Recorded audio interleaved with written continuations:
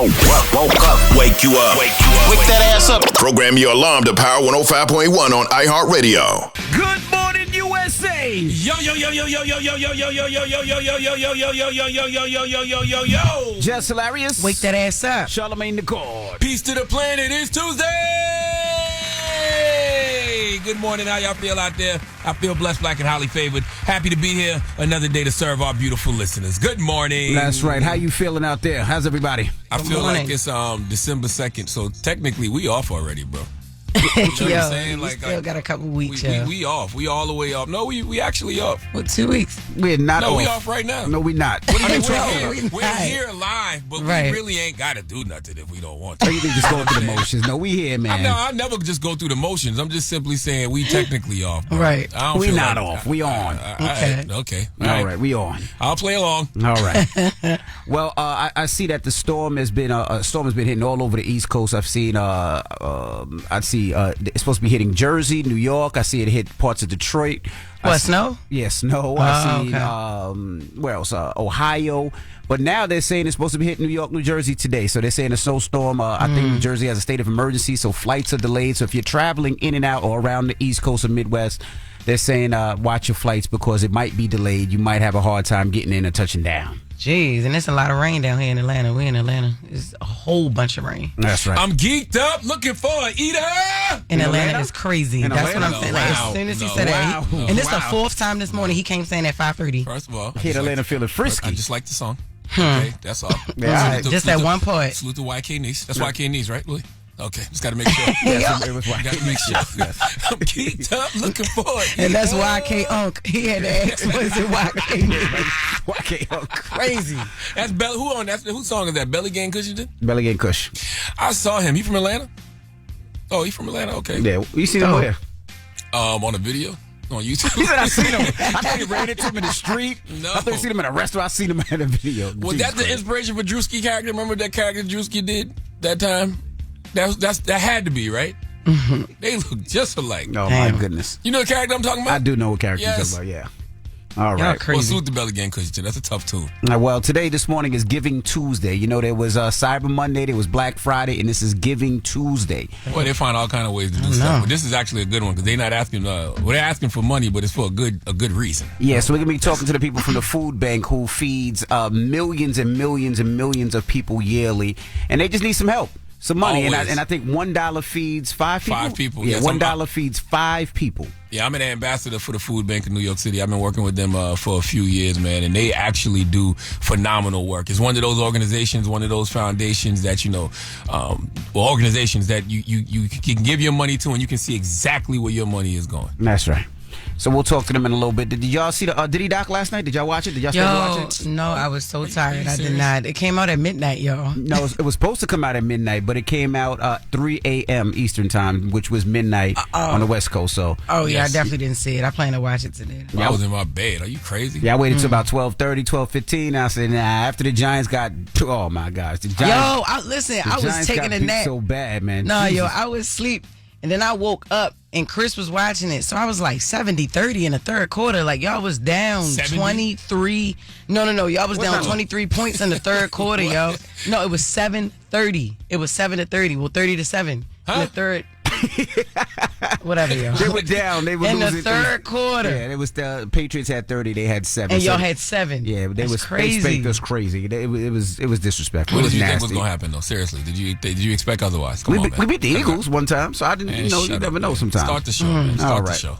Let's get the show cracking. When we come back, we got front page news. Mimi will be breaking everything down, and then you can get it off your chest. 800-585-1051. It's the Breakfast Club. Good morning. Morning, everybody. It's DJ Envy, Jess Hilarious, Charlamagne the Guy. We are the Breakfast Club. You couldn't start off the show with nothing faster, Envy?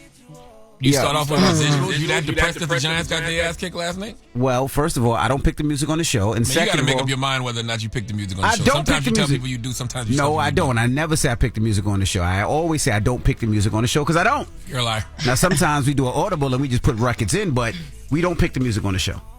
I just want Chris Brown to know if he ain't getting residuals yet, he ain't getting them now. Oh, my goodness. I don't care how many times he play the song every hour. Let's get in some front page news, y'all. Let's start off with sports. Yes, the Giants got spanked last night. Our record is 2-11, and we should just keep losing. Let's just try to get the number one pick. I don't even know who the number one pick is going to be this year, but it's just disgusting. The Patriots don't wish that on nobody. Why would you want somebody to have to come play for the Giants? Don't wish that on that. Nobody. Could be a good thing. If all our guys are healthy, Dart, and running back and neighbors, we'll be all right next year. Sure. Okay. We sound like you. Every year you're going to make it to the Super Bowl. First of all, my team is 6-5 and 1, sir. All right. What does that mean? My team beat the last two teams that was in the Super Bowl, sir. Okay. Oh my goodness. If you do math, that means that we going to the Super Bowl this year. Help, Mimi. Help. I'm coming, Envy. Good morning, y'all. How y'all doing this morning? Good. Good morning. Good morning. Okay, so we start this morning at the Pentagon, where the fallout from that deadly boat strike in the Caribbean, it is still escalating. And we told you about this yesterday. The U.S., they carried out 2 strikes on a suspected drug smuggling boat. And on the second one, that strike, it killed survivors who had already been thrown into the water after that first blast. And today, the White House, though, they are shifting blame. Over the weekend, the Washington Post, they reported that Secretary Pete Hegseth, he allegedly told an elite unit to kill everyone on that boat, a claim that's already sparked calls for an investigation. But now the administration says the key decision did not come from Hegseth at all. They say it came from Admiral Frank Bradley. He is the head of Special Operations Command. He was in charge of the mission. And during a press briefing yesterday, Press Secretary Caroline Leavitt, she is defending Hegseth, and she put the responsibility squarely on Bradley. Let's listen to that exchange. On September 2nd, Secretary Hegseth authorized Admiral Bradley to conduct these kinetic strikes.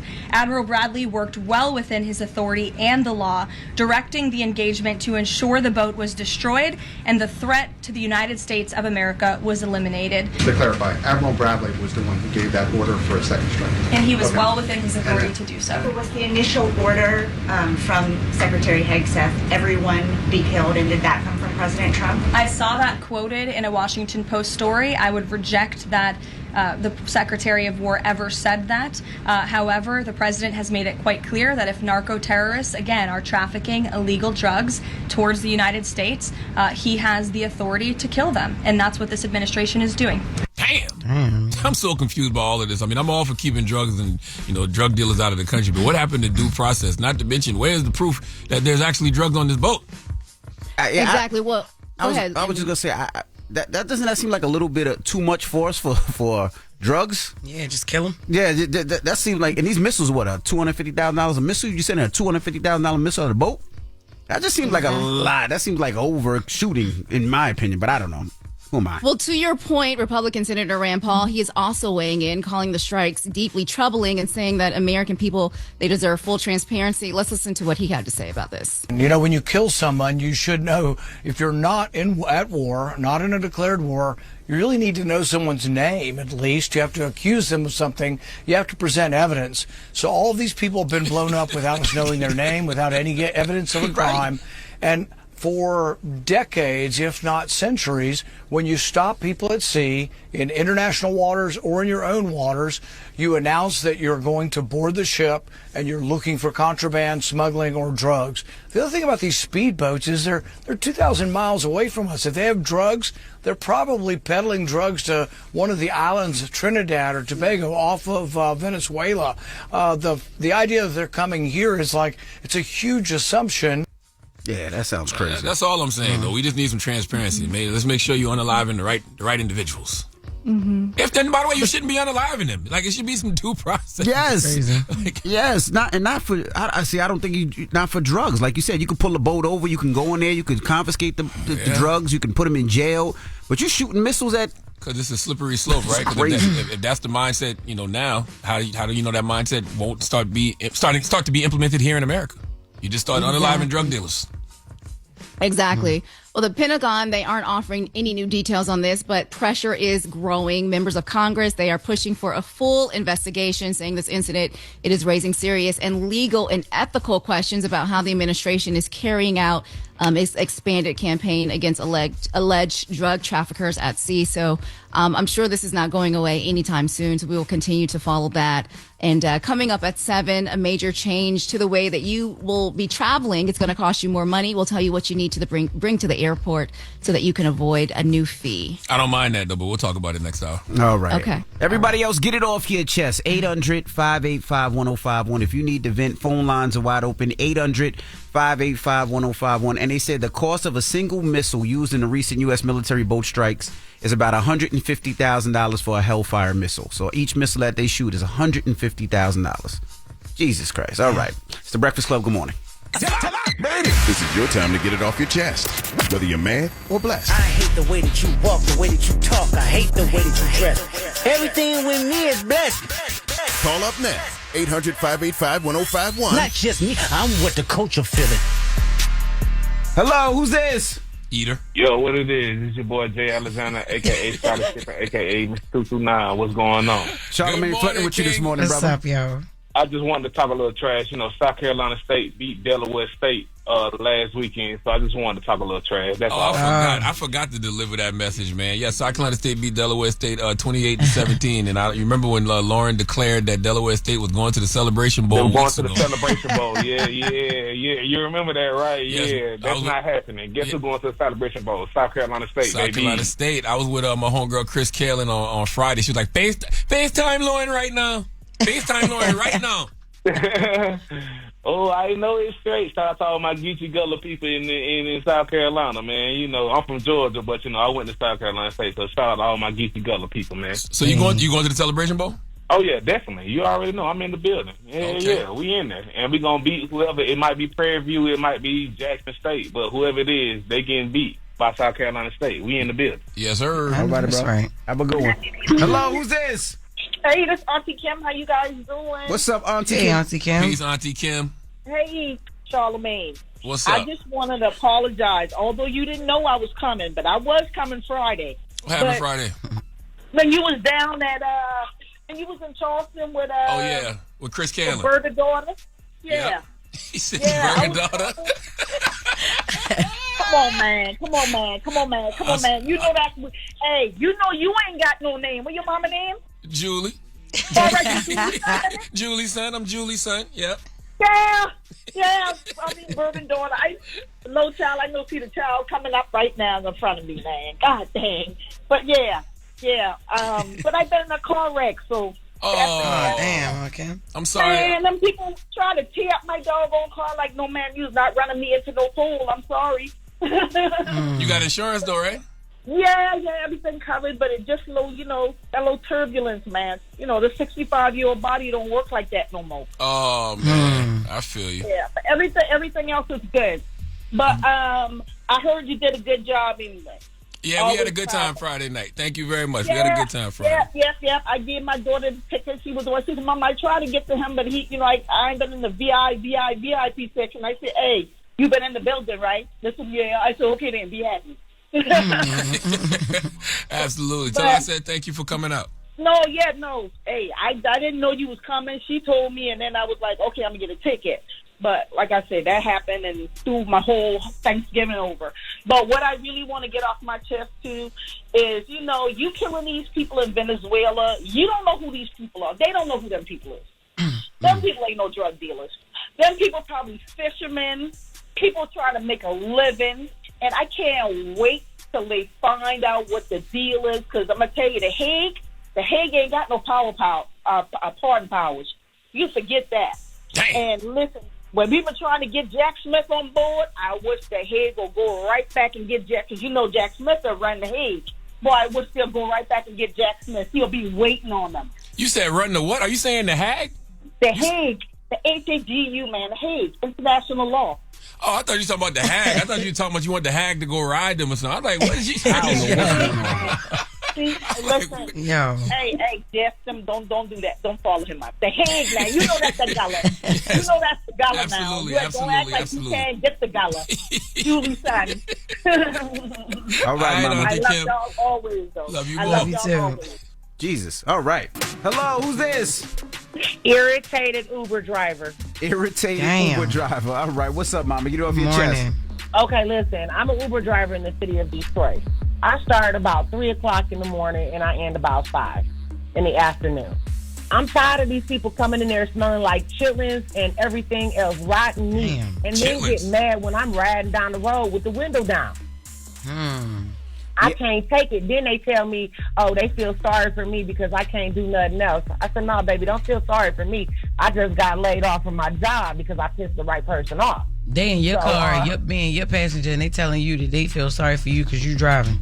For Uber. They're telling me they feel sorry for me because I'm driving for Uber, and they ask me why am I driving for Uber. I said because I'm a construction worker in the city of Detroit, and I pissed off a contractor and checked him about putting dirty dirt in the city of Detroit. So I'm glad you did that. I don't understand why people disrespect a service that they're actually using. Yeah, I don't get it. You should ask them why they don't have a car. Why you have to catch Uber? Why you ain't got a car? Ma'am, what's dirty dirt? Dirty dirt is toxic dirt. Okay. I worked for this company in Detroit called Guyanga, and they were responsible for tearing down the abandoned houses in the city of Detroit. And the owner, Brian McKinney, took toxic dirt from the landfill and filled over 1,500 properties. So I turned them in. Damn. So this. Okay. And so people think it's like Flint Waters. You should say allegedly. No, he did because I was a whistleblower. Well, I don't know if he did or not. But okay, well, allegedly, yes. Allegedly, he put in dirty dirt in 1,500 properties.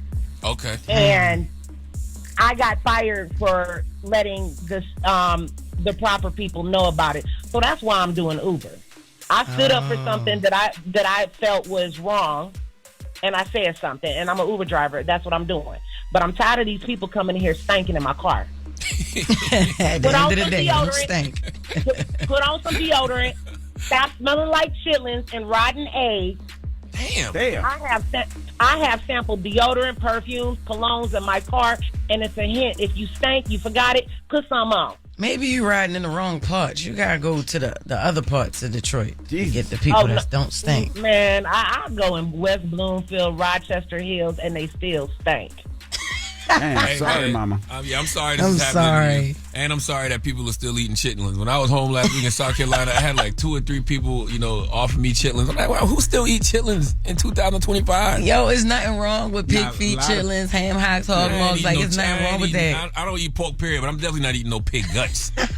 That's crazy. Nah, people but y'all ass, though, that is so crazy. I'm geeked up, looking for an eater. In Atlanta. Get it off your chest. 800-585-1051. We got the latest with Loren coming up. Is Loren there? Loren Ashe. No, I am here. I am Ashe. I just washed my hands. Good morning. How are you, Envy? Good. We got the latest. What we talking about, Loren? Get between the thumb and this finger right here. First of all, I know how to put lotion on. Ignore him, Loren. All the way in Atlanta getting on my nerves. Ignore him. Envy, what you said? Yes, we do have the latest with Loren coming up.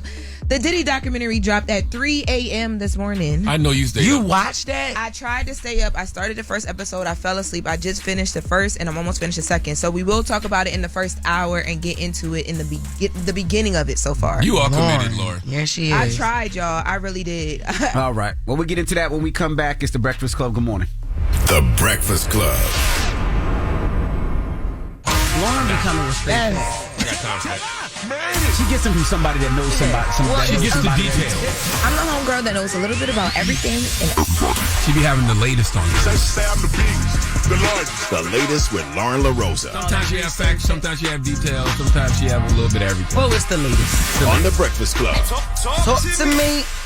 All right, y'all. So the Diddy doc, can you hear me, Envy? Yes. Oh, I couldn't hear myself. Okay, so the Diddy doc is now out on Netflix. So tried to watch as much of it as I could. I got to about episode 2. So that thing came out 3 a.m. You was up at 3 a.m? That's crazy. And calling people too. For what? Because there's a lot of claims in here that before we talked about, I wanted to make sure I talked to the people themselves. So, that's right, Lauren. Do the damn thing. As much as I could. So let's get into it. All right. Now, in the first episode, a lot of it is like old, like hip hop war stories, honestly, providing like this foundation of like Diddy and all the things. But one of the parts that I thought was interesting when they talk about Diddy's upbringing, and they're trying to paint the picture of like why Diddy is probably this like monster that everybody's trying to make him out to be. Let's take a listen to number 4. Sean's household you start to see all the stuff that you saw in the movies. Janice knew how to throw a party, and the parties were packed. You got ladies that look like they're straight out of a Jet magazine. Some brothers up there, you know, if you want to call them pimps, you can. If you want to call them hustlers, you can. You got a member of the New York Knicks. There was a stage in her living room, and that's where we used to have to go and dance. And everybody's calling you baby, and everybody's saying, do that dance. And all of this stuff he's taken in. So from the movie screen to the home screen, these are the makings of Sean Combs. Now, mind you, as a child, Sean was goofy. Kids would pick on him a lot around the block, and he didn't know how to defend himself. Sean was a prince, and Janice, she didn't want no princess. Yeah. Who's that from? Who's saying that? That is. Sean was a prince, but it wasn't no princess. Man, get the You still what? got a princess kind of now, just a little bit, my according to the goodness. movie. Oh, my God. I bet you 50 would say is a princess. Who was That's narrating? crazy. That was one of his old friends, Tim Dog Patterson. Oh, man. Who says that, you know, he grew up with Diddy and, you know, was around for a lot of the earlier makings of things. He's featured a lot throughout the documentary as well. But in another part of the documentary, they talk about, so they go from old stuff to like this new footage. The new footage is honestly the good stuff. So there's a part of the documentary where Diddy and Groovy Lou are talking about the fact that the legal system is out to get Diddy. Let's take a listen to that. Just take the blood, man. What the else y'all want? Just a bunch of silly bullshit noise. No sense. But it's like the legal system is doing it now. Because like legally, we got it. It's like I gotta spend money to go and get rid of this bullshit. Oh yeah, ain't got nothing left. Got nothing left going on. They ain't breaking me though. That's it. That was Diddy talking? Yeah, so that was Diddy and that was Groovy Lou. For those who don't know, Groovy Lou is Diddy's like stylist, creative director who's been working with him for decades. And basically what you're watching is them standing outside of the hotel that Diddy was staying in before he was arrested. This is literally like days leading into the arrest. And Diddy's like, I don't care what's happening. I'm not giving up. I'm not going to fight. To me, watching the new videos that are in this, I really don't think that Diddy was registering that he wasn't about to beat, at least I feel like he thought he was going to walk away from this. I wonder what Diddy holds himself accountable for.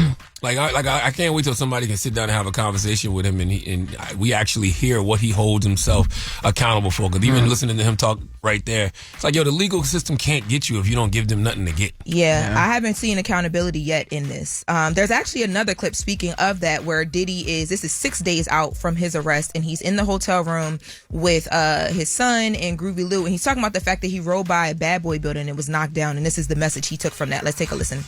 Whole lot of crazy going on. You know, when I saw they knocked the Bad Boy building down, like that was crazy to me that wasn't there, which is a sign to me like, time to go to the future. Time to go to the future. That was a little building. Prepare for the building that I got ready to be, son. You know what I'm saying? So it was a sign to me like that, but I'm saying that was there like 2 months ago, right? I'm not tripping. Yeah, they weren't there. Yeah, so he rides by and he doesn't see it there, and he's like, you know what, this is God telling me like something new is coming. Mind you, this is 6 days out from the arrest. But that Bad Boy building been closed. He said that he saw it 2 months before that. But I'm saying it hadn't been Bad Boy's offices or anything. No, they just years, knocked right? it down. They though. knocked it down. They just knocked it down. Oh. We pass it every day. Yeah. But they knocked it down.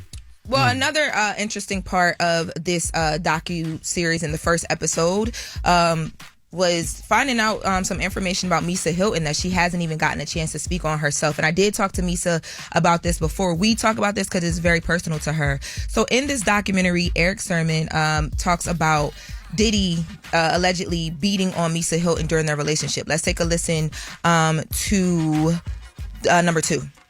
I thought it was a genuine friendship until I see that this game is being played.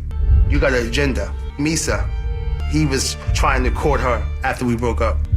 Sean wants her because Eric was that dude. It was about, I got her, I won her over from him. He had to have the girl. And Sean has a way about, when he gets you, he got you. And now you become property. Me and Misa was just friends, but he wanted to make sure that there was no calling and me being friends with that girl. Sean's jealousy, it got to the point where he would put his hands on her. Right outside of Uptown Records. They're fighting in the street, and he's beating her into the car well. She's on the ground. and people are pulling him off of her and separating her. A year or two later, they're still together, and Justin is born. Now, that was two voices, so Yeah, I know I'm sorry. Eric Sermon was in the beginning. Who was the one that was Let saying? me clear it up. So Eric Sermon of EPMD is the one that's having a conversation about him and Misa being friends, but Puff thought it was a bit more than that. Now, the second voice is Kirk Burrows, and Kirk Burrows is the person that alleged that he saw this like fight situation between Misa and Puff, and Misa. That's not even a conversation she wants to have. She says that right now, you know, she's moved on from all of this. Like, she says it's so disappointing that she was brought up in the way that she was in this docuseries. Number one, she says that they did reach out to her to be a part of it and she declined.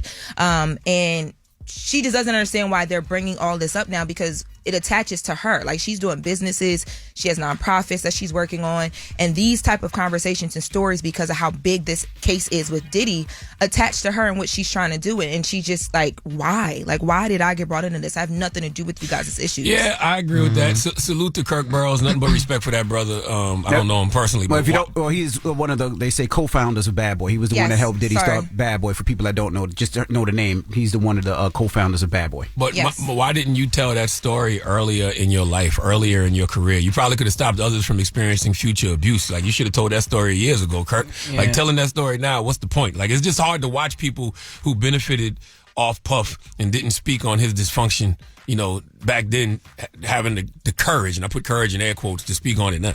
Yeah, and she also says, too, that a lot of the Misa says a lot of the way that these things are being told are just not true. Like, chronologically, they're not true. And then also, like, the under the card thing, she says there were things that did happen, but that did not happen. So it's like a pile on of things that are just, you know, the family is experiencing right now that they just don't need. I just don't know why you wouldn't tell that story earlier. Yeah. If you once again, you could have probably stopped future abuse if you would have intervened and said something about it decades ago. Yeah, even with the Eric Sermon situation, and I know Eric Sermon, and he's produced stuff on my album for years, but like, what sense does you saying you dated Misa and then when y'all broke up, Puff the other day? Like, yeah, it y'all seems already weird. had broke up. Yeah, He said it like it just to seemed have like these conversations now. like he took your girl, but y'all were broken up. Yeah, and then the way that the doc is set up and this part around it, they're trying to paint the whole, like, when Diddy wants something, there's no stopping him, from the girl to the career to whatever. But she says that they were just friends. Now, I do have the part of He'll tell you that though. Like, won't stop. Yeah. I do have the audio of Eric Sermon talking about Diddy swinging on him over Misa, allegedly. Let's take a listen. Now, after all this time, me and Misa is still cool. We was just friends. But one time, she just happened to be in my driver's seat of my truck. And all of a sudden, I heard somebody go, and it's him. He's steaming. He swings on me. So I'm laughing, because I'm like, you swung on me? You putting yourself in jeopardy, knowing you can't whoop none of us. So now I'm like, yo, let's go around the corner. Because I'm respectful enough. So he actually gets in the car and we drive around the corner. So I'm about to give him the business. Could have got really ugly. And he just said, yo, sit down, I want you to hear something real quick. And that's when he played him in the Biggie Smalls album. Wait a minute. Now, she just happened to be sitting in the car. Come on now, Yo, Eric. come on, that man. sound crazy, right? Then he swung on you, and you said, then you start talking tough stuff and give him the business, then he jumped in your car, you gave him a ride to go get him the beats, and then y'all end up listening to music. Yeah, Nisa said that is out of order. I know we got a rap. But she said, first of all, That sounds crazy, Eric. He said on, she man. just happened to be sitting in my truck. No. Diddy swung on me. I laughed. I'm like, because you know you can't whip none of us. Now let's go fight. I'm going to give you a ride to go fight. And then we're going to get around the corner, and then we're going to listen to music. so Diddy was the first Uber. It was all a dream. That's Damn. crazy. But You said Diddy just wanted an Uber? he was the first Uber. He was the first Uber. We found out in this first episode. Damn. But sound Misa crazy, said the the Biggie music wouldn't even have been available to even listen at that point, because there was a lot more that needed to have happened first. Like, she didn't even have Justin. This was like Uptown days. Like, so she said some of this is very like That ain't the fabricated. strangest part of that story, Miss. Giving somebody a lift to go give them the beats. Yeah. And then y'all end up listening to music. It's crazy. Yeah. Yeah, I think Eric's coming up in the next couple of weeks, but that sounds crazy. Well, But we got a lot of I will conversations say for that, Eric. that And my apologies for mixing up the two in the a beginning. lot of the people that Eric were running with, I don't think Diddy would have been able to swing them. They would have dragged Diddy all up and down wherever they were. Like, because Eric ran with some crazy individuals back then. But I don't know. I'm going to drive you around the corner. We're going to listen to Biggie. Everything's cool after you just swung on me and I laughed at you. Well, there's and then what happened? Did Misa get out, or did she get in the back, or did she? No, Misa said she got out of there because she already knew what time it was. And then he got in the car. If a man swing on you, and then where do you let him sit? You can't let him sit in the back. Right next to you. Again. Next to ride you. Shotgun to get it. You ride shotgun so I can keep my eyes. Pull over. Oh my goodness! All right, that is the latest with Loren. When we come back, we got front page news. So don't move. It's the Breakfast Club. Good morning. Morning, everybody. It's DJ NV, Jess Hilarious, Charlamagne the Guy. We are the Breakfast Club. Let's get back in some front page news. Sports last night, the Giants pretty much didn't play. Let's leave it at that. What's up, Mimi? Listen, hold up. Did you see when the dude went to go kick the field goal and he kicked his foot into the ground? I've never seen that before ever in football. How about that was crazy. How about that? I've never seen that ever before. They were. I mean, I felt so bad for Dart, our quarterback. I mean, they were popping him left and right, man. Jesus Christ. Pause. God damn. Right. Jesus. All right. What's up, Mimi? All right, Envy. Good morning, Envy, Jess, Charlamagne. How y'all doing this Peace, morning? Mimi. Hey, girl. Good morning. All right, so we start this hour in Tennessee where it is Election Day, a special congressional race that should have been an easy Republican win, but it has suddenly become competitive. Now, voters are choosing who will fill the House seat in Tennessee's 7th district that was left open after longtime GOP Congressman Mark Green resigned this summer for a private sector job. Now, Tennessee's 7th district, it is a deep red district. Republicans have controlled it for more than 40 years, and President Trump, he won it by more than 20 points. But today's race between Republican Matt Van Epps and Democrat Afton Bain is razor thin. A new poll shows Van Epps is up by just 2 points, which is well within the margin of error. Now, House Speaker Mike Johnson, he flew in yesterday to headline a rally for Van Epps. During that event, Johnson, he called President Trump, who jumped on speakerphone to fire up his supporters and push them toward the polls. Let's listen to what he told them. Just want to thank everybody. I love Tennessee, one of my all-time favorite places. But if you can go Matt Van Epps, he's a winner. He's going to be great. Don't let this stuff fool you. The Democrats are spending a fortune, and we don't want people that want to raise your taxes. She wants to raise your taxes on top of everything else. But she said two things above all else that bothered me. Number one, she hates Christianity.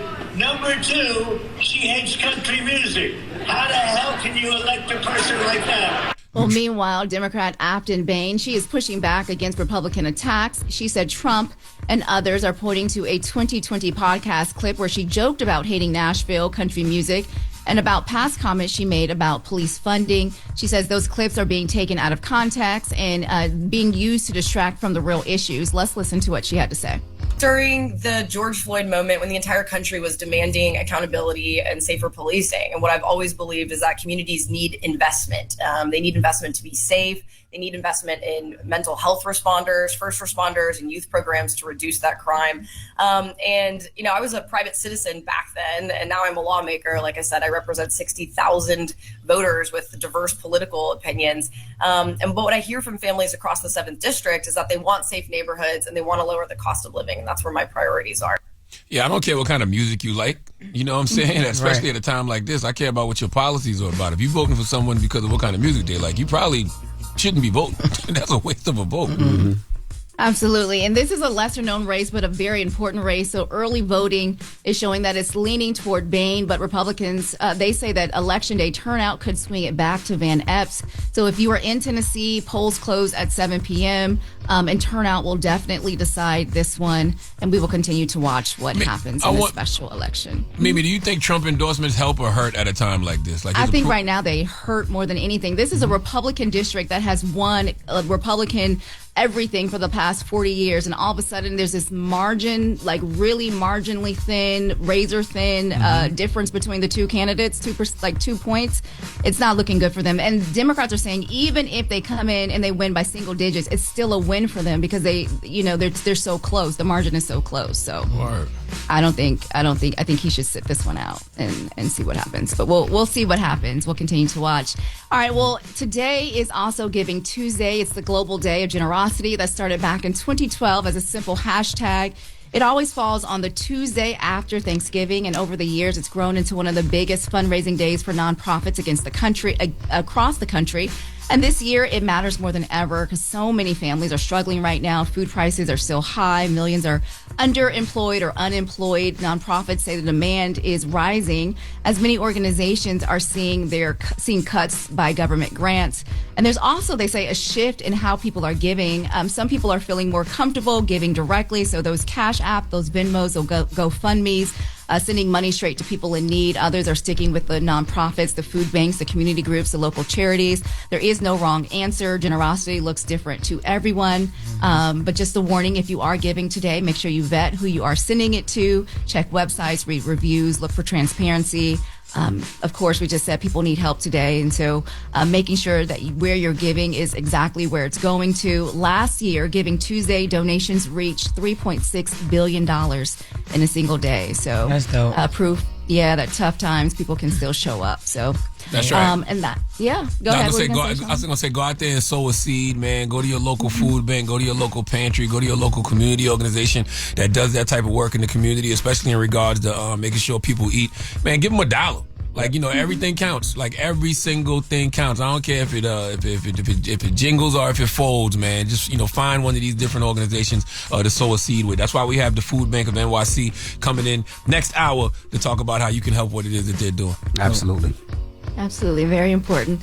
All right. Well, that's your front page news. I'm Mimi Brown. Follow me at Mimi Brown TV. For more stories, follow the Black Information Network. Download the free iHeartRadio app or visit BINnews.com. All right. Thank you, Mimi. Thank you. Thank you. Peace, Mimi. All right. Now, let's open up the phone lines. 800-585-1051. I know a lot of you guys are back from work from your Thanksgiving break. And I was just curious about co-parenting, right? If you're not together, how does co-parenting work, right? We've seen what happened with Ray J and Princess. That didn't work out well. We've seen Todd and Candy. He wasn't in the family pick. So I'm just curious, how does the... He wasn't in the pick, but he was there earlier. Yeah, he was there earlier. Yeah. So we're asking 800-585-1051. How does that work? Now, we can ask you. Absolutely. Yes, yeah. Because now, if Rome has a new chick, a new girl, and Which he has. And can he bring her to the Thanksgiving dinner? Yeah, he can. This the thing. I don't really like people knowing where I live at. So Rome already know better not to bring nobody to my house that he hasn't seriously been dating for a while. Not a random. Yeah. But like all his girlfriends who actually get that position, they've come to Thanksgiving or whatever. No, it's never You no just issue. said girlfriends plural. Yeah, over the years. Okay, girlfriends over the years, if they are solidified as an actual girlfriend, yes, they do come to my house and they bring their kids too. And Rome bring his whole little football team as well. Now, other way around, I've never spent Thanksgiving at Rome's house. He's always welcome to come to my house, though. It's never been an issue. Never, ever been an issue. Yeah, because I always wonder if y'all not together, right? If a couple's not together and like a recent breakup, how does that work? Like with Ray J and Princess, right? Because Ray J has said numerous times he wants to be back in that relationship. Princess hasn't said anything. So that has to be a lot of the talk during Thanksgiving if he really wants to be back, right? Aren't you going to try to push that? It takes a high emotional intelligence, though, right? Because you got to realize, even if you mad at your significant other or ex-significant other, it's not about y'all, it's about the kids. Right. It's definitely about the kids, but it also depends on how the parent act, too. Like, if it's if it depends on how toxic it was and what the breakup was, like, surrounding. Like, for instance, like Ray J, there's always something that goes wrong, like when it's liquor involved or whatever. It's like, because the problem was everybody was drunk. He was blaming them for being drunk, and they were saying, yo, you drunk, you waving guns and all that. It depends on the toxicity of the person. It's like, yo, I don't know. It's real funny. It's real funny because with Todd and Candy, I'm sure none of that happened, but that's very different. They had because his daughter was still there and everything, but Candy had said his daughter was there. I mean, he was there earlier, but he probably, he probably didn't want to stay because that's too new. That's very, very new. But let's open up the phone lines, 800-585-1051. And I kind of feel like the relationship got to be dead. It got to be what? It got to be dead, meaning there is like no more feelings towards each other. Because no intimacy on the side or whatever. Because like you said, I'm drinking a little bit. I want you back. I've said it on air. I want you back. Right. You're going to try every opportunity. I'm right here, boo. What? I'm right here. I know it's the holidays, but you don't have to do all that. I am right here, boo. This guy is crazy. When did I leave? I didn't even go nowhere. This guy is crazy, bro. Come on, slow it down. What are you talking about? Slow it down. Oh, my goodness. Call us up right now, 800-585-1051. We're talking co-parenting. What's wrong with you? He went crazy just now. You want to get behind me and I cook the want macaroni you and back. cheese and all that, huh? Yo, y'all crazy. Crazy. It's the Breakfast Club. Good morning. Steady calling my phone. Made it. It's topic time. Call 800-585-1051 to join into the discussion with the Breakfast Club.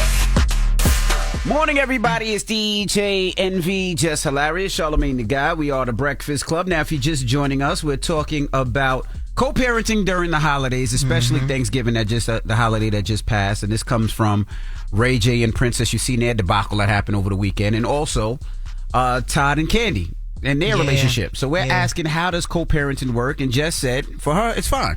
It's fine. It's easy. It's been like this, easy breezy with Rome for like 11 years now. So it's pretty easy. But I will say, first of all, I read from Tell Deaf Do We Parent. Okay, it wasn't easy. It was. Don't say that it was easy. No. Now all of a sudden it's so easy. No, it's easy now. It's easy. It's been easy for the past, recent 5 years or whatever. No, that's because Rome really put me through a lot.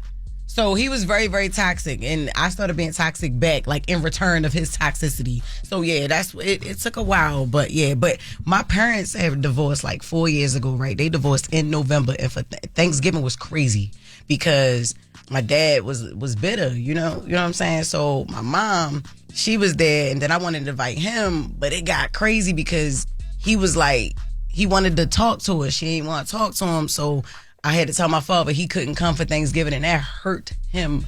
You know what I'm saying? Yeah, but like you said, he had to get over those feelings. Once the feelings are out of it, he realizes this relationship is over, and I'm not going there to get my wife back, and she's not going there to get my husband back, or my girl back, or man back. Once that's over, then I think you could have. But when those feelings are still there, I'm still going to do everything I possibly can to try to get that back. Yeah. Well, I want to say something.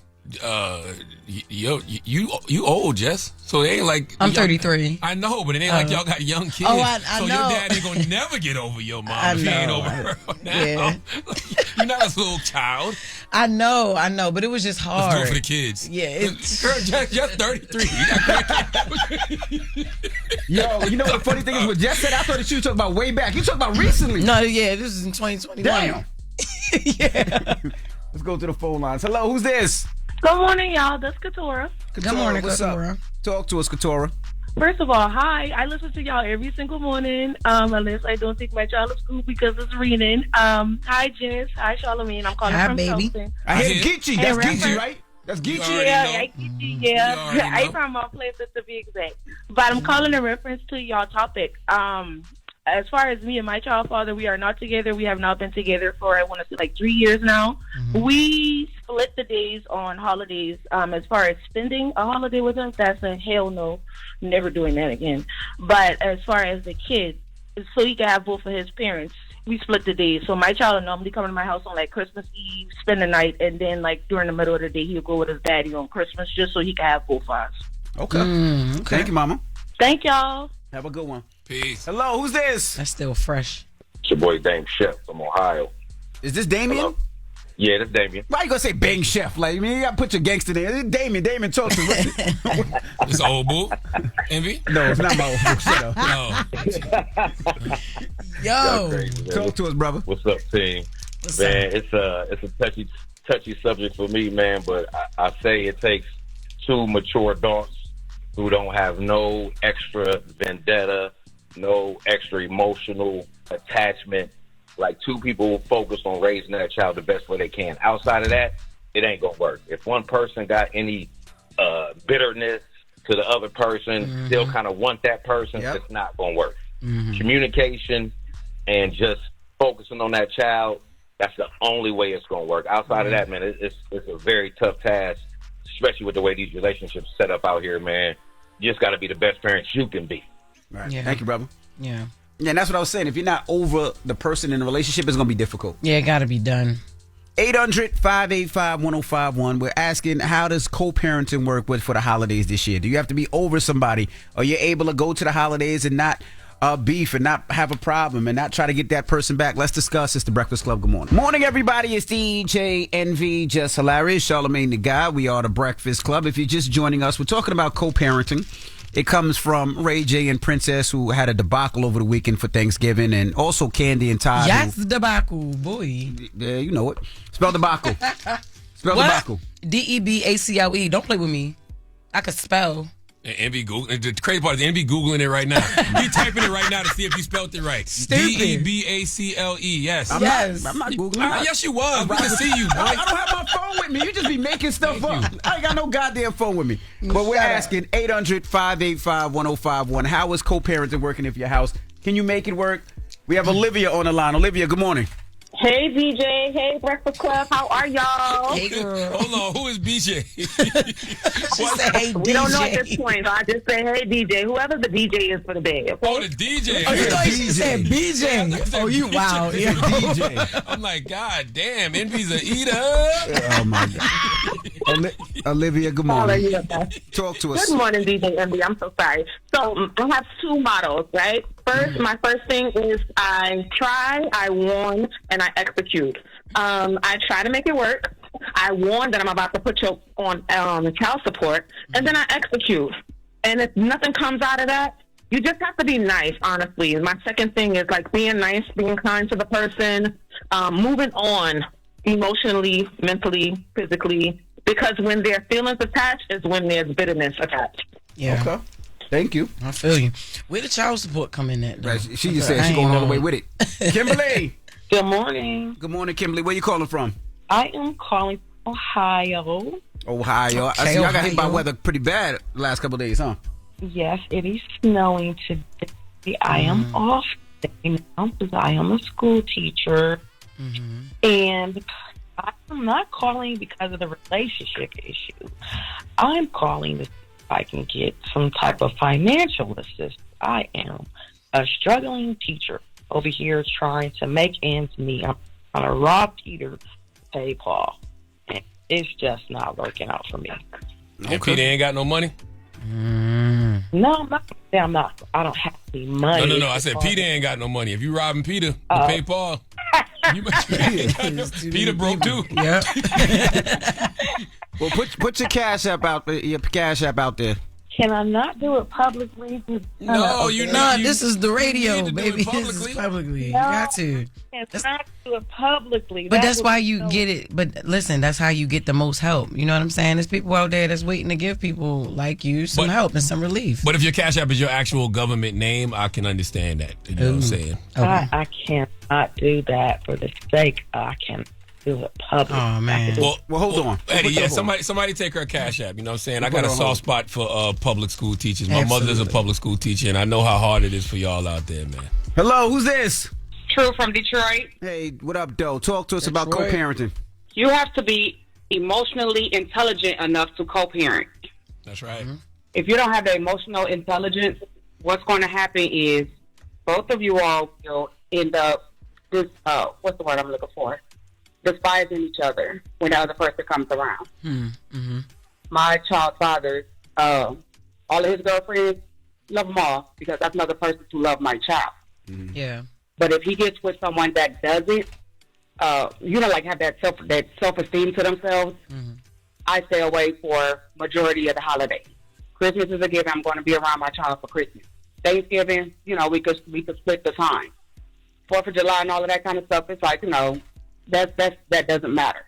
But that other person has to be emotionally intelligent enough, and that's where we lacking as a people. We don't have that emotional intelligence to say, hey, I'm starting to get irritated, let me remove myself. Yeah. You stay too long, let it go too far, then you end up in arguments, and the kids see everything, and got to know when to remove yourself. I get it. Right. Because personally, I know when somebody is getting trying to be catty or whatever, baby, you got it. And this is for my child. This is not even for, me myself as an 80s baby. I was ready to pop off, and I'm like, okay, what about my child? This is where this emotional intelligence come in at. Let me remove myself so my child can continue to have a good time so that, the person that she sees when she's with her dad, she don't feel any type of way towards them because I feel some type of way towards them. So I know if the other person is a jealous person, I'm going to go ahead, say hello, how are you all, grab a plate, and I'm going to go. Yeah. All right. Well, thank you, Mama. I like that.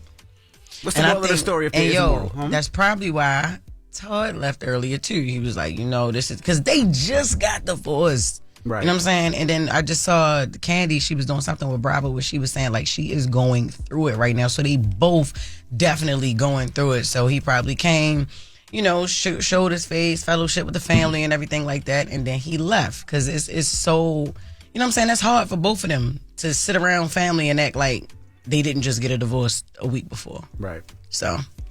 All right. Well, I don't know the moral. What's the moral? Do we have a moral? I think what she said is true. I mean, I said the same thing earlier. You got to have, high emotional intelligence to be able to co-parent, and if you need more morals to that story, Jess Hilarious has a book coming out called Till Death Do We Parent? Period. Okay, which talks about her co-parenting experience with her first baby's father, Rome. Okay, It will be out next year, but you can pre-order it now. Everywhere you buy books, courtesy of Black Privilege Publishing, Simon & Schuster. Period. Thank you for that, Charlamagne. And everybody asking me, will I do the audio version? Yes, with this Baltimore accent. How could I not? And I'm a read. I mean, you don't have to. If you I'm going to. Oh, okay. You read your own books. Wow. Is the Audible coming out the same time or a year later? Yes. Yeah. Oh, okay. All right. What? Hey, now it's going to take me that long to read my book. That's you tried it, Lord Debacle. Yeah. Don't play with me. All right. We got the ladies with Loren coming up. What we talking about, Loren? She ain't even in here. Damn. Oh, she probably out there. Oh, there she go. There she go. Loren, I got it on the phone. Oh, no. There she go where? This is her life. She on Zoom. She just probably on up. They just froze the picture. All right. We got the ladies with Loren. When we come back, it's the Breakfast Club. Good morning. Loren be coming with straight facts. She gets them from somebody that knows somebody. She gets the details. I'm the homegirl that knows a little bit about everything. She be having the latest on this. The latest with Loren LoRosa. Sometimes she have facts, sometimes she have details, sometimes she have a little bit of everything. Well, it's the latest. On the Breakfast Club. Talk to me. All right, y'all. So there has been another win in court for celebrities versus bloggers in defamation conversations. So Meg Thee Stallion won in court. We talked a little bit about this case. She was suing a blogger by the name of Milagro Grams, for defamation. And she was basically, Meg Thee Stallion was alleging that this blogger was only, posting and talking negatively about her, and it posted fake deep fake porn and just different things because of the Tory Lanez situation. So yesterday in court, the jury awarded Meg Thee Stallion $75,000 in damages. So it breaks down like this. So it's $15,000 for defamation, $8,000 for emotional distress, $50,000 for the deep fake porn that was posted online, and some additional, and $2,000 for punitive damages and emotional distress. Now, under Florida law, they did determine, because there was a conversation in court about whether the blogger is determined media or a media person or not. They did determine that she would be identified as a media defendant. So because of this, there is just a process under the Florida law that you're supposed to send a cease and desist to whatever news outlet, the media person, before filing the lawsuit. And because Megan did not do that, the blogger's attorneys are basically saying that she might not be on the hook for the defamation damages. You know what's so crazy about cease and desist? When you send cease and desist, that's just simply a warning. Yeah. Right? That you're about to sue. Right. And it lays, if you actually read the cease and desist, it tells you exactly what you're doing wrong. So if you continue to do it or don't take down what you said, you get sued. So I don't even be feeling sorry for people in these situations. They don't be hiring no lawyer when they get them cease and desist. So they don't even know what the hell they read. Remember, that's what we were talking about, Joel Santana. You can read the contract. Okay, but not understand what the hell is in it. Man, and I think you have to send a cease and desist before you actually sue. I think that's part of the protocol, so you give them a chance or opportunity to tell them what they're doing wrong before you go in with the lawsuit. Right. So, but that's what I'm saying. So yesterday, well, first of all, I do want to say that also too, the blogger Milagro Grams is potentially going to be held responsible for Meg Thee Stallion's lawyer fees also, but that's still to be determined. But I thought they said that was a given. From what I read yesterday from what's that young lady's name? Megan Knuth? Yeah, so under Florida law, Knuth. Under Florida law, Milagro is also liable for Megan's legal fees, so she could have to pay more, but the judge is able to determine how much of those fees that she will have to spend, or have to pay. But the reason why I brought up that whole media defamation thing was because yesterday Meg Thee Stallion was going back and forth, not even back and forth. She posted in response to Megan Knuth because there was that statement posted by the blogger's attorney saying basically she won, but she didn't really win because we won't be on the hook for this defamation. But the judge still hasn't ruled on that. So Meg's team had to issue a statement clearing it up and making it clear that still hasn't been ruled upon. And the reason why they did that was because of the conversation we just had about the cease and desist, because Megan didn't send it. But if she's on the hook for those legal fees, Megan was talking about her legal fees were going to be upward of $1 million. So yeah, from I saw that she had to pay for legal fees, and the judge hadn't decided even how much.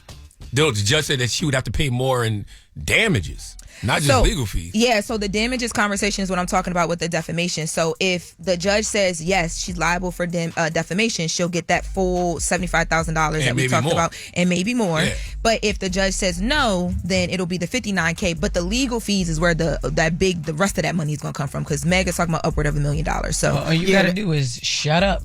That's all you got to do is shut up. Yeah, that's the thing. You know, when these people say these defaming things against people, do they have the money to actually pay these lawsuits? So if somebody pays $1 million and they gotta, get the money, garnish the wages, how long is that going to take to get all that money back? Yeah. I'm not for sure. I think it's the principle, though. I don't think that they actually trying to get any money. It's just the principle. Like you're not gonna be around here just saying whatever you want about me. And look, for everybody who wants to be in this media space, you got to understand that there is consequences for your actions. You can't do what you want. You can't say what you want. Okay, I know y'all don't want to hear that. All right, I know that y'all not under FCC rules and regulations, but there still is, consequences in the court of law, as you've seen over and over. I ain't seen a blogger win nothing yet. Nah, not all. But also, you got to have somebody that don't give a f, right? Because I know I'm going to spend that $1 million, and I know I'm probably not going to give it back, but it's worth it to that individual to just say, I'm gonna f off that $1 million.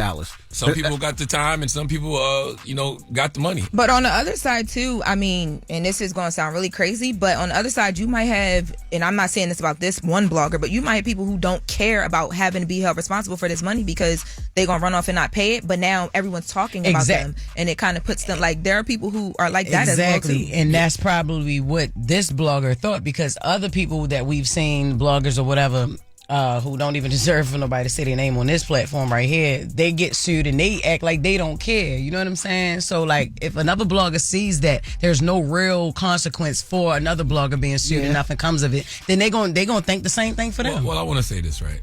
You can feel that way, but if you can't pay a lawsuit settlement, then the other party can legally enforce the judgment of I don't know about no jail, but garnishing your wages. Correct. Right? They'll seize your bank accounts. They'll put liens on your property. Like, who got time for all of that? Like, you might start getting the assets taken away from you. Yeah. Like, who got time for all of that? You'll be in debt. You got damage to your credit. Who cares about you? You want all that just for a lie? I don't know about that. If you evade not paying people, can you go to jail? If you evade not paying people back and all that? I ain't never heard that. I think you just get everything taken away from you, though. Like, everything. Asset seizure. Yeah. Okay. Like, I don't think it's jail. I think you just get everything taken away. Because once that creditor can take complete control of your assets, you know what I mean? Bank accounts, personal property gone. Like, who got time for that just because you want to spread a lie for engagement? And then this is all pride. Like, it's pride, because if you get a cease and desist, and you just take it down, it's pride and it's ego. She didn't get one in this case, though. Oh, you saying she didn't? She didn't my get bad, one. My bad. She didn't get one. Okay. And that's why I was having the whole conversation about what she going to be liable for, what she's not. But that still hasn't been ruled upon, so there will be more. But yeah, she didn't get one in this case. But in other court news... That young lady's pretty too, by the way. Milagro? Yeah, I just wanted she is. She is. Speaking of just pretty... She could be doing a lot more. I was about to say, I feel like both of them did the way that they both look so good showing up to court, and I know that probably doesn't matter in this, but they both, Meg Thee Stallion and her, looked amazing coming into court every single day. So yeah, and I know Meg posted her outfits yesterday, like all of her suits and her looks that she was wearing, but yeah, y'all don't care about the outfits, huh? Cute. Yeah. But in other court news, as we wrap, yesterday, Todd Tucker, estranged husband of Kandi Burrush from Real Housewives of Atlanta, he filed a response to her divorce filing, and he's asking for primary custody of their 2 children. So you guys know that he has children outside of Kandi, but they share 2 children together. And basically what he's saying in the petition is that the two children that they share are in his custody, not his custody, but in his care majority of the time, because Kandi travels a lot for work. So he's asking to be in full primary custody of the children. And this did not, he says that they work well together as parents, and he's not calling her a bad parent. But of course, this didn't hit well at all with people, because people are like, why would she not, you know what I mean, be also determined full custody of her children? Yeah, I mean, I get what he's saying, though. You know, if she and what if that's an agreement that they both make, because Kandi is so busy? You know what I'm saying? So what, Yeah. I don't know. Yeah, he's also pushing back on some stuff with the prenup as well too. But I know we got to wrap, so We'll wrap here. All right. Well, thank you. Latest with Loren. Charlamagne, who you giving that donkey to? Well, speaking of pushing back, what happens when you get your hairline pushed back? We'll discuss all right when we come back. We'll get to that next. It's the Breakfast Club. Good morning. You make sure you tell them to watch out for Florida, man. The craziest people in America come from the Bronx and all of Florida. Yes, you are a donkey. A Florida man attacked an ATM for a very strange reason. It gave him too much money. Florida man is arrested after deputies say he rigged the door to his home in an attempt to electrocute his pregnant wife. Police arrested an Orlando man for attacking a flamingo. The Breakfast Club, bitches. Donkey of the day with Charlamagne the God. I don't know why y'all keep letting him get y'all like this. No, Lil Duval, it's not me. It's Florida, okay? Donkey of the day for Tuesday, December 2nd goes to a 48-year-old Florida man named Darius Davis, okay? Darius Davis is from Miami-Dade, Florida. Okay, drop on the clues bomb from Miami-Dade, all right? What does your Uncle Sharla always say about the great state of Florida? Say it with me. The craziest people in America come from the Bronx and all of Florida, and today is no exception, okay? Salute to every black man out there who still has a hairline. All right, God bless you all. I remember those days of having one. And what bothers me the most is I feel like I got cheated because back in the day, I got my wig pushed back by a whack barber. Okay, you know, one of those barbers trying to get that line sharp, but in the process of them trying to get it sharp, they just keep pushing your hairline back further and further. Okay, I really feel like that got me started on the path to baldness. Okay, that barber snatched my edges. All right, my hairline never fully recovered from the barber pushing my hairline back. Okay, every black man out there knows the pain of getting your hairline pushed back, and then finally at some point you just say, F it, cut it all off. Okay, we were forced to go bald because a barber pushed our hairlines back, all right? Hashtag tragic. Now, Darius did something that a lot of men dream about doing when their hairline gets pushed back. And that something is violence. What do you mean violence, Uncle Charlotte? Well, let's go to Local 10 News for the report, please. Darius Davis is in jail once again after police spent a few days looking for him following a violent encounter at a barber shop. Security video from that day shows Davis walking back into Square Biz with a gun and threatening the owner, Samuel Wilson. Wilson says this was all over an issue with Davis's hairline. The barber says he's been doing Davis's hair for a while and never had an issue before. He wasn't a man till he had that pistol in his hand. Slapped me in the head with it, choked me out. You got it. In the video, you can see Davis force Wilson to the couch and hit him with the gun.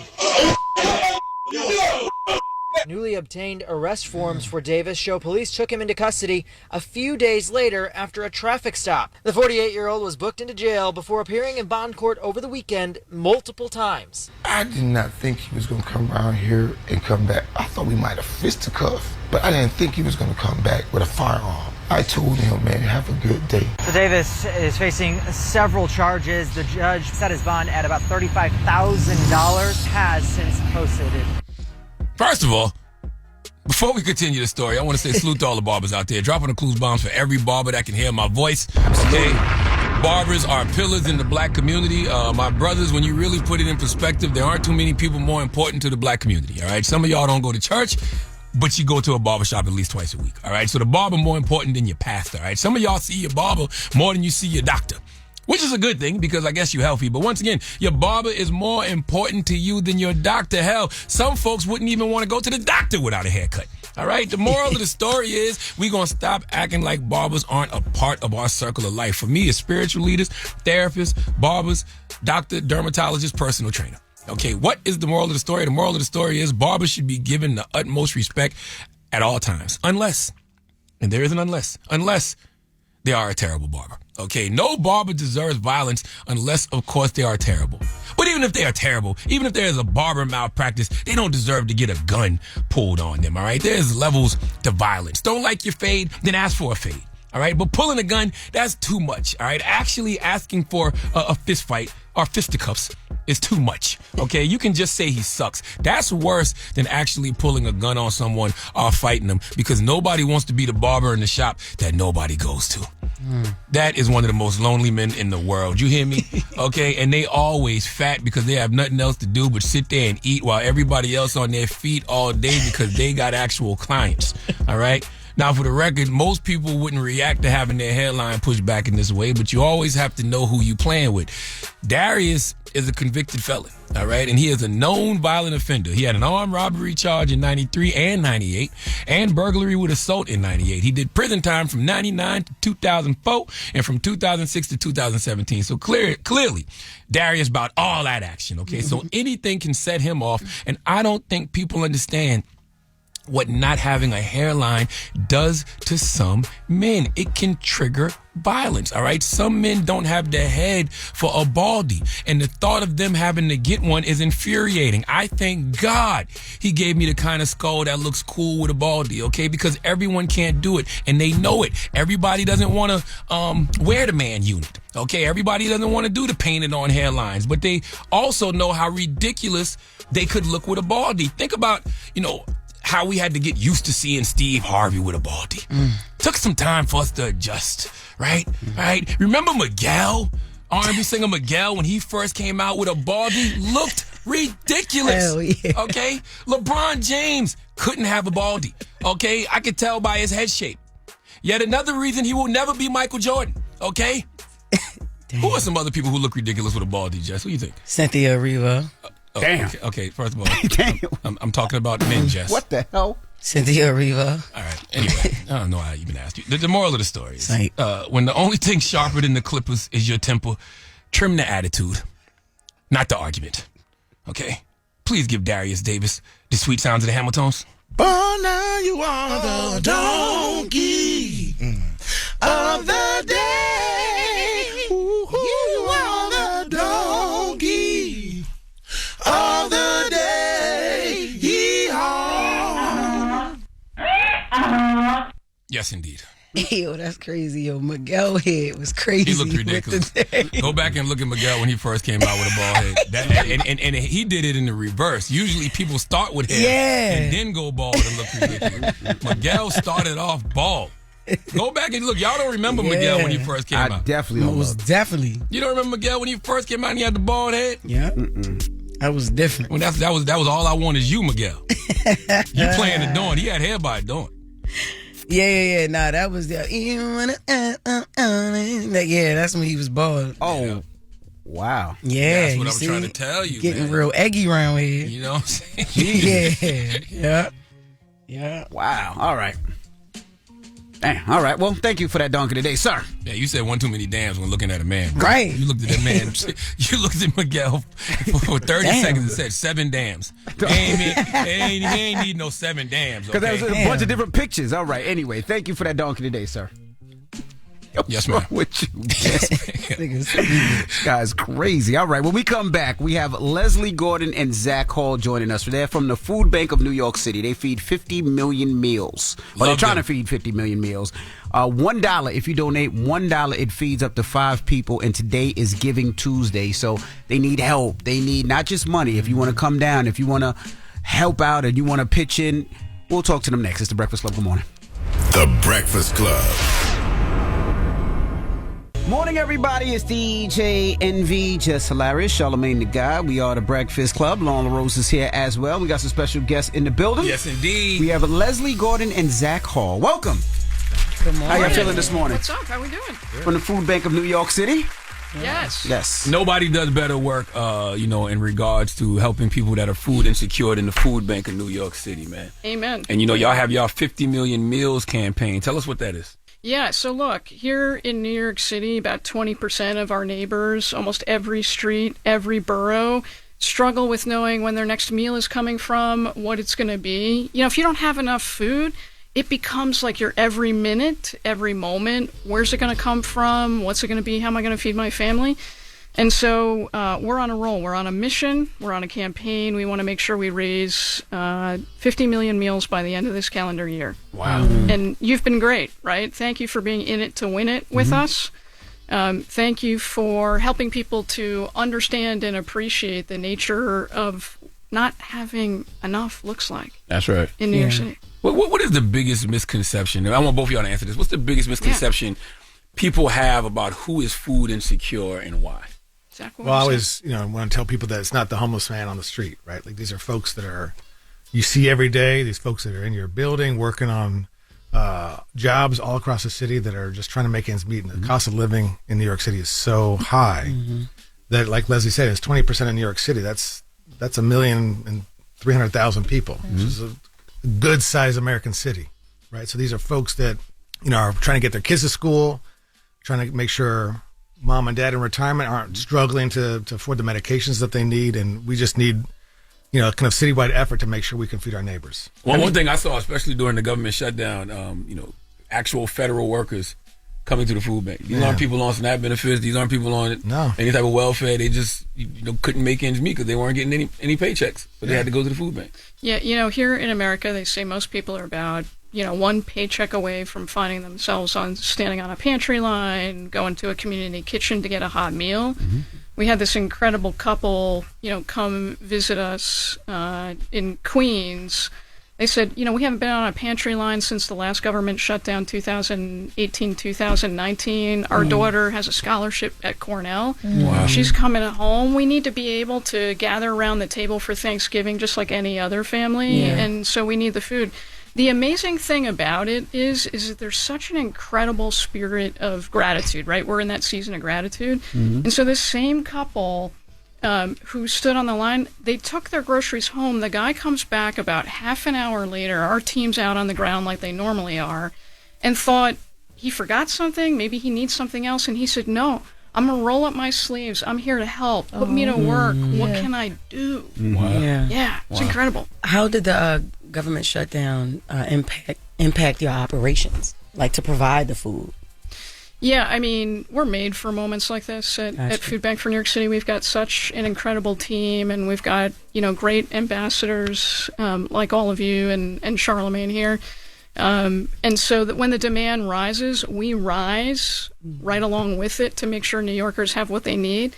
But if I'm being really honest, that's where we need people to stand shoulder to shoulder with us, right? We need them to be in it with us 365 days a year. That's the thing. Hunger doesn't take a holiday, right? We tend to have these conversations around the holidays, Christmas, Thanksgiving. People are hungry all year long. And everybody can find themselves on our journey, right? That's what's really special, speaking as objectively as I can, about what we do at Food Bank for New York City, right? And the shutdown you mentioned, that SNAP benefits were halted for the first time in history, right? So we had 2 weeks of folks just not getting the food they need to get by, and that saw a surge in demand at our pantries across the city, and that's something that we don't want to repeat.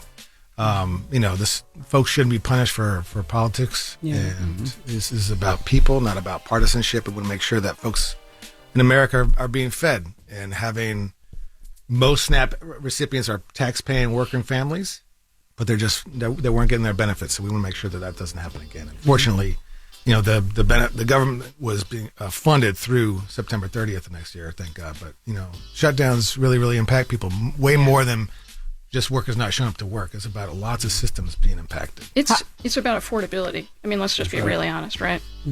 I was going to ask, how frustrating is it for you guys, because you're really on the ground seeing these people and these families, when you see headlines and politicians making it about Republican, Democrat? Like, it's a different experience for you as you're meeting these families, right? So, like, what's that experience in talking to those people as they're watching that happen? Yeah, go ahead. I think it's just basic needs, right? Like, everybody eats, so we want to make sure that that's a fundamental, kind of a condition of survival in this country and in this city. This isn't about an urban or a suburban or a rural issue. Hunger affects everybody across the country, and the shutdown threw that into stark relief, right? Like, so all of a sudden, 42 million people in the country didn't have SNAP benefits, and the politics of it is not apparent for us. We're serving households that have come to us no matter any type of political persuasion, and we're here to serve everybody. And it is frustrating that our elected leaders can't get along and figure this out, and that's something that we always push for. Like, policy means that people are impacted, and how can we come together, party set aside, and just move the country forward? What policy or systemic change would make the single biggest impact right now in regards to keeping hunger from rising?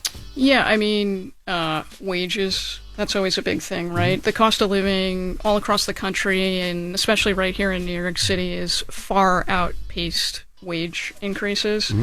You know, what we know, check this out for a minute. So if you live in New York City, what we know is that you need to make a minimum of $100,000 just to make ends meet, right? Rent eats first, I constantly say.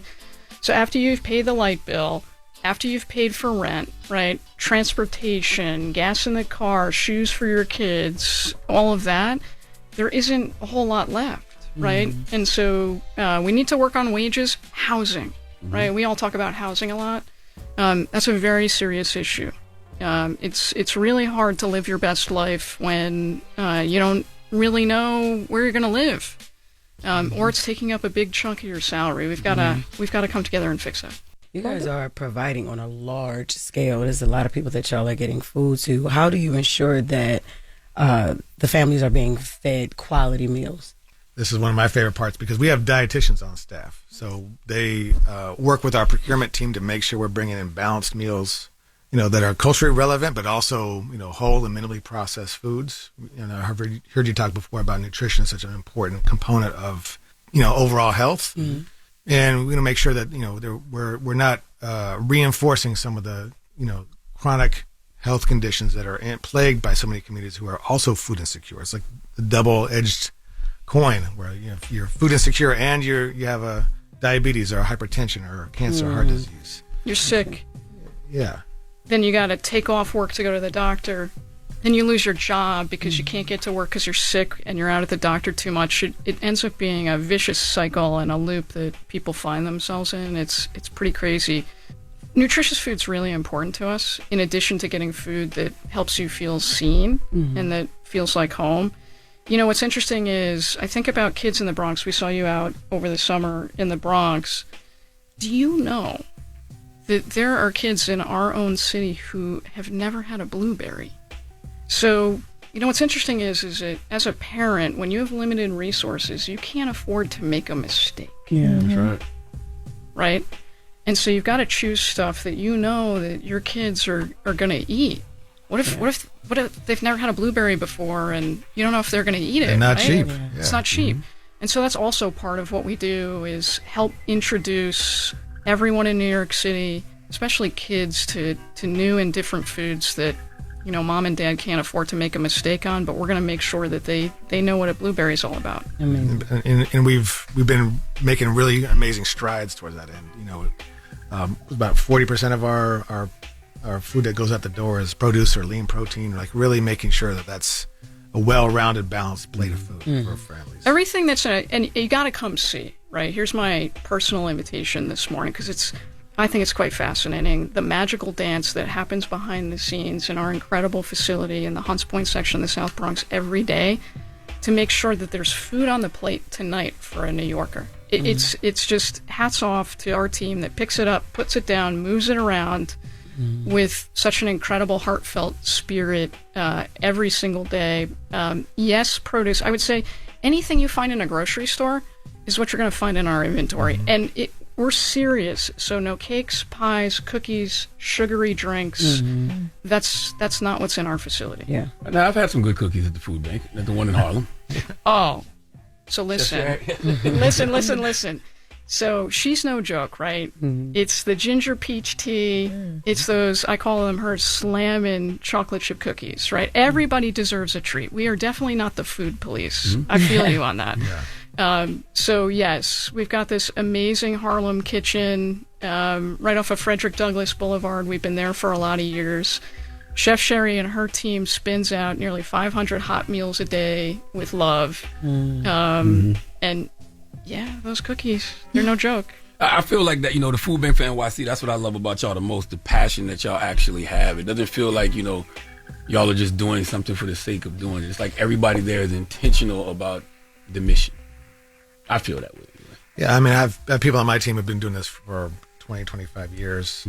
And so it's, you know, folks that come into the line of business, stay at the organization because we love our people and stick around and grow and develop. I've been at the Food Bank for 17 years myself. Wow. Started as a temp, and kind of came into this, and Leslie's been doing this for decades as well. So it is passion. I mean, feeding people, it's basic needs, man. You give somebody a bag, look in their eye and understand that they're going to be better off because of that. That's not enough, right? That's not enough to get people whole, but it's something that is a tribute to the staff that we have at Food Bank, and take it very, very seriously. Let me ask you a question, Zach. What's one story that reminds you why this mission still matters and keeps you motivated? It's an interesting story because it's not always about food, right? So we have about 60 or so K-12 pantries, so pantries at schools, elementary, middle, high schools. And with generous funding from City Council and other funders, we've been able to do this for going on 15 years. And part of the distribution at some of our pantries includes all the food we've been talking about, but also like some basic needs like hygiene supplies, laundry detergent, soap, shampoo, those types of things, deodorant. And there's this one, I was visiting one of these schools, PS30 in the Bronx, and just asking the parent coordinator, how's it going? She says, I didn't realize this, but this pantry has had like these other amazing effects. There's this one kid in our class, David, he was shy, never really participating, middle schooler. And after his family started going to the pantry, he started, being more and more involved in class, participating, raising his hand. It's because he got deodorant. And he was concerned that raising his hand in class, we've all been in middle school, man, that's a tough time. You don't want to be called out as a kid who can be a little funky. So by going to the class, he's getting, not only meals, but basic needs, but stuff that prepares him to be a better learner. Essentials. Right? And like that's an incredible story of just like how that whole household view can get kids in a better place to be them better self. And she was almost in tears telling me how impactful this was for them in their school. So remember the deal, raise your hand if you're sure? Yeah. He was unsure. No, right. For real. That was a very effective commercial back in the day. Sure. Now today is Giving Tuesday. How would you want people to go about giving? Is it money? Is it financial? Is it work? Is it all of the above? It's all of the above. Money is the benefit for us is the most powerful way that we can put investments back into our work in our community. So go to foodbanknyc.org, click on donate, and learn how you can give. No gift is too big, no gift is too small, but really that keeps the engines purring across the street, delivering all the food that we do. It's it's each one reach one, right? Everybody can find themselves on our journey to empower all New Yorkers for good. And so visit us at foodbanknyc.org. Let's make sure that we're helping to fuel better days ahead for all of our New Yorkers. Absolutely. Well, Leslie, Gordon, Zach Hall, thank you so much for joining us this morning. Thank you. Appreciate it. Make sure you go out and you give a little bit. Give what you can this morning. And thank you so much. Appreciate it, guys. Thank you. All right, it's the Breakfast Club. Good morning. Loren becoming a straight back. She gets them from somebody that knows somebody. She gets the details. I'm the homegirl that knows a little bit about everything. She be having the latest on you. The latest with Loren LoRosa. Sometimes you have facts, sometimes you have details, sometimes you have a little bit of everything. Well, it's the latest. On the Breakfast Club. Talk to me. So Michelle Williams was on her podcast, Checking In with Michelle Williams. That you can listen to on the Black Effect Podcast Network, available everywhere you listen to podcasts, one of the best podcasts in the business. Period. Clock it. Yes. So she was on her podcast and she was talking about her recent experience at the Boy Is Mine tour, which Kelly posted, by the way. It seemed like she surprised Kelly. Let's take a listen. I got wind that my sister, Calendria Trinae Rowland, was in Washington, D.C. The Boy Is Mine tour made a stop in Washington, D.C. A few people said that she made tweaks to her show. Beyonce came on in. Let me tell you something about that Beyonce Giselle. Beyonce comes to something and she sees something. She's going to make some suggestions. I love it. Kelly's show, the news that I'm hearing, Kelly's show was the bomb. And then when Sister Carter came on in, now you're seeing something else amazing. So that's pretty cool. Kelly and B, they're like, girl, Michelle, if you better pick up. Matter of fact, they're like, we better be the first person each other calls. If there's something in the capacity in which I know you can do something, call me. Love it. I will say, when we went to go see Kelly, and we saw Kelly at the Brandy and Monica show, she did great. Like, she ate down. I thought so too. I don't know what the tweaks were, but she killed it before. I'm pretty sure it's even more solid after. Yeah, there was a photo of Jay-Z and Beyonce like sitting in the stands, and people were trying to figure out if that meant Beyonce was helping with show production or whatever for Kelly's set. So this kind of like gives you a look into that. And also Michelle, damn, she couldn't just be coming to the show. What if she like Brandy, Monica, and obviously Kelly is her sister, but like. She's been on a lot of the show days. I mean, I think they do just come just to support, but because they were like sitting kind of like in a rehearsal type of vibe, so people were trying to figure out what that meant. So you know, y'all want Beyonce and Jay-Z to be sitting in the crowd eating popcorn? No, because on the other show dates you see them enjoying the show, but at this particular photo, it's like it's obvious that they're there during rehearsal. Yeah, so but people were trying to figure out what it. That's what her it was sister. giving. Like if I'm performing, I want somebody to say, "Hey, I like this. I don't like this." Shouldn't we do that as families? 100%. Okay. Yeah, I'm not saying there's anything wrong with it. I'm just saying the fans were trying to connect the dots, and Michelle might have just did it for us. But Michelle Obama was also at that DC show, and she posted a photo with Brandy and Monica, and she said to Brandy, and she also took one with Kelly as well. She said to Brandy, Monica, Kelly, Maya, and the entire crew, because Maya did, permanently now replace Money Long on the tour. She says, you all did your thing last night in DC. Such a beautiful evening of love and sisterhood. Thank you for sharing the gifts with all of us. You make me so proud to be a black woman in America. I will see you all soon. So, great night at the Boy Is Mine tour. That's what's up. Two Michelles with great podcasts, by the way. Michelle Obama's podcast and Michelle Williams. Yes. Make sure you subscribe to Checking In Podcast with Michelle Williams on the Black Effect Podcast Network. Yes, my podcast cousin. Flex Washington is talking about that Michael Jackson movie that everybody brings up. Because he should have been the one that did it. Yeah, Flex Washington. It's Flex Alexander. Sorry. That was the show. Sorry. I was like, who the hell is that too? I was like, what? That was the show. I thought it was his actual last name too. But yeah, so Flex Alexander. Y'all be thinking he got married and took somebody's last name. Like, who the hell is Flex Washington? See how TV resonates with the younger generation, because I really thought that was his real name. But he sat down with Art of Dialogue, and he was talking about that Michael Jackson movie when he played Michael Jackson. Let's take a listen.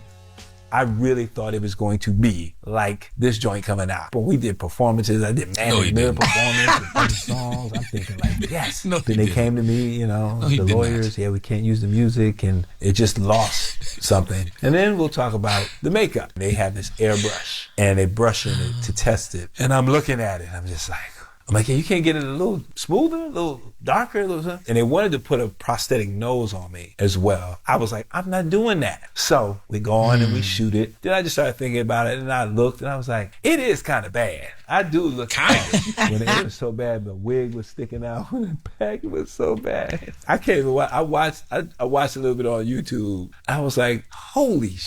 And then he had made comments about it. He was upset, but he never said anything, about me or my performance. It was the allegations and the stuff that was going on at the time that he was upset. It's like, why do we have to keep talking about this? First, Flex, I love you, my brother. Okay, but there's no way that you read the script and saw the budget of that film and thought it was going to be like the one that we about to get now. I wonder how much he got paid, though. How much did he get paid for that? But back in the day, he probably thought like, yo. There's no way. There's no doubt. There's no way.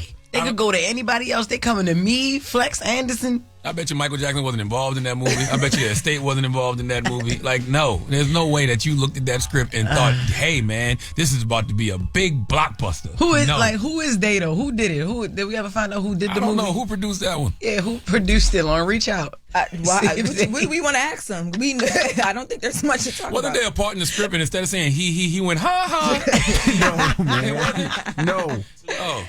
I don't know how much he was paid. I see some reports, but it's not from like any valid sources, so I don't know if we want to. Damn, man. I just want to know who did it. Who casted Flex? Well, yeah. I don't. Damn. But he's recollecting. I can't even get it out. He's recollecting on that. Recall what? Good luck. He's recollecting. Okay, that's a word. Okay, look it up.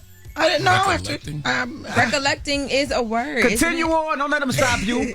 Okay. All right. Okay. Now, finally, I wanted to bring back this clip, and I know people was mad when I told people that Revolt and Dame Dash wasn't a thing, but I'm about to blow up his spot again. Y'all remember when Dame Dash said on the Breakfast Club that the Diddy doc wasn't coming? I got the audio. Mm-hmm. Do you remember when 50 Cent was supposed to be putting out a documentary about Puff on Netflix? Yes. Where is it? I think it's still happening.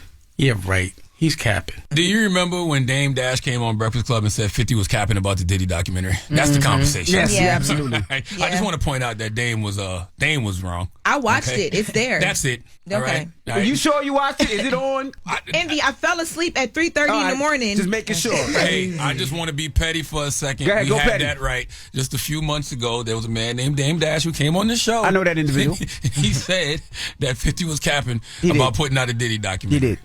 So, he was right. 50 was right. 50 put out his Diddy documentary. So why should we listen to Dame about not putting out the Paid in Full documentary? That's all I'm saying. He said he changed y'all lives when he had that conversation about being the boss. That's not true either. He also said he was the chairman of the revolt. That wasn't true either. But what are we talking about? Y'all go ahead. Y'all keep listening to Dame Dash if y'all want. Yeah, Dame. Salute to Dame. Salute to Dame. Yo. Dame. Cap. I'm surprised you didn't have a petty party. No. I just want y'all to know that Dash was wrong. That's all. That's all I'm saying. Yeah. Okay. Yeah. That's all I'm saying. All right. Well, that is the latest with Loren. By the way, recollecting comes up on Google. Man, how should know Hey, it? yo. I got you. Now, has Dame said anything about the 50 documentary? I went to look. I didn't see it. I'm sure he will today. He'll wake up and watch it. I'm sure he will today. It would be very honorable, Dame, to admit that you was wrong. Okay. It came on at You was 3 wrong about a.m. quite a few things in that conversation that we had, but it would be okay to admit this one. Yeah, Okay? no, he'll show you his view today, and he'll say that something changed. All right? Damn. He'll show you the view today. All right. Poor Dave. All right. Well, that's the latest with Loren. When we come back, we got the mix. It's the People's Choice Mix. It's the Breakfast Club. Good morning. Morning, everybody. It's DJ NV, Jess Hilarious, Charlamagne the Guy. We are the Breakfast Club. Today is Giving Tuesday, so if you can donate to a food bank or anybody that provides food or meals or anybody that's giving back, $1 will go a long way. So. And you know what else I wanted to say, Envy? In regards to the food bank, I'm an ambassador for the food bank in New York City. And even if you don't have the money to give, man, go give some time. You know what I'm saying? Pull up to a local food bank in your neighborhood, pull up to a pantry, pull up to one of these community organizations that provide meals from people, and just, lend a helping hand. Pack up some bags, give out some meals to some people. Like, there's all type of ways to give back that aren't necessarily in regards to finances. Absolutely. Now, where you at this weekend? I'm in Hartford, Connecticut, y'all, at the Funny Bone Comedy Club this Friday and this Saturday. So get your tickets if you haven't yet. JessHilariousOfficial.com for the late show on Friday and for the late show on Saturday. I will be doing meet and greet. So make sure you get your tickets for that, man. And then also pre-order my book, So Deaf Do We Parent. It's a co-parenting memoir. I'm reflecting on my journey with raising my son with his father. So make sure you pre-order that book anywhere you get your books. All right. Now, Charlamagne, you got a positive note? I do. And it's simple. Today is Giving Tuesday, as we've been saying all morning. Always remember, no one has ever become poor by giving. It's really that simple. No one has ever become poor by giving. That's it. Breakfast Club, bitches! Y'all finished or y'all done?